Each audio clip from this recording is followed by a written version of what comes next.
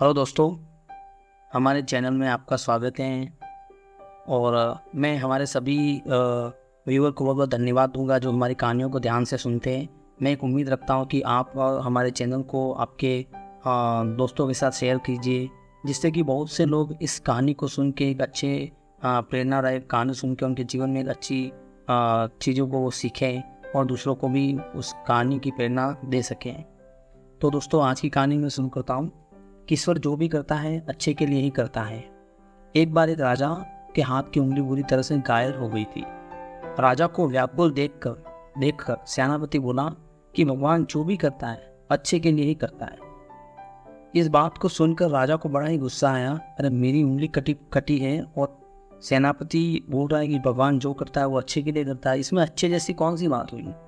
तो उससे बहुत गुस्सा आता और वो राजा तुरंत फौरन सेनापति को 4 दिन के लिए कारावास में डलवा देता है।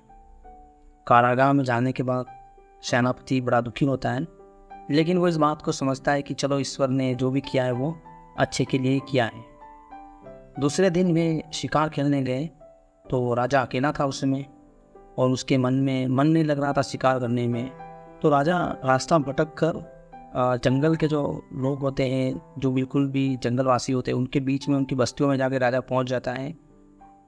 तो वो लोग, जंगल के जो वासी होते हैं, वो लोग राजा को पकड़ लेते हैं और बांध देते हैं और वो उसकी बलि चढ़ाने के लिए तैयारी करते हैं। अब राजा को सेनापति की बहुत कमी खली, वे समझ नहीं पा रहे थे कि मैं क्या करूं। तभी उन जंगलवासियों के पुजारी की नज़र राजा की उस उंगली पर पड़ी। तो वह पुजारी बोला कि इसे छोड़ दो, इसकी बलि नहीं दी जा सकती है क्योंकि ये खंडित शरीर है। उन्होंने बताया कि देखो, इसकी उंगली टूटी हुई है, इससे खंडित है, इसकी बलि हम नहीं चढ़ा सकते, ये बलि मान्य नहीं होगी। तो उस पंडित की बात पे राजा को छोड़ दिया जाता है, लेकिन जान बचाकर वह अपनी राजधानी आए और सोचने लगे कि सेनापति ने सही कहा था, अगर आज यह कटी उंगली नहीं होती तो मैं बलि चढ़ जाता। उन्होंने महल में आते ही सेनापति को रिहा करवाया और बोले कि तुमने ठीक ही कहा था, ईश्वर जो भी करता है अच्छे के लिए ही करता है। तो सेनापति तो बड़ी विचार में पड़ गए कि अचानक राजा साहब को क्या हो गया। तो वह बोला कि क्या बात कर रहे हो राजा साहब, कल तो आपने मेरी इसी बात से नाराज होकर मुझे कारावास में डलवा दिया था और आज ही आप इस तरीके से बात कर रहे हो, आखिर बात क्या है।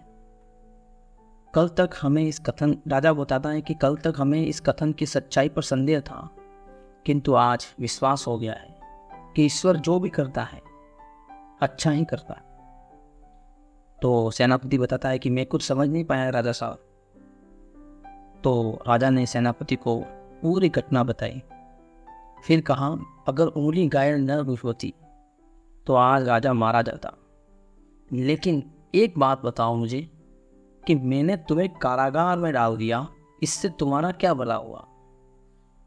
राजा, फिर सेनापति बोलता है, राजा, अगर आप मुझे कारागार में न डलवाते तो मैं भी आपके साथ शिकार पर जाता। जाहिर है हम दोनों ही जंगलियों द्वारा पकड़े जाते, तब आपको तो खंडित कहकर छोड़ दिया जाता, लेकिन मैं सलामत नहीं था, मुझे बलि चढ़ा देते, मुझे मरना ही पड़ता। तो देखो राजा साहब, ईश्वर ने मुझे कारागार में डलवाकर अच्छा ही तो किया है।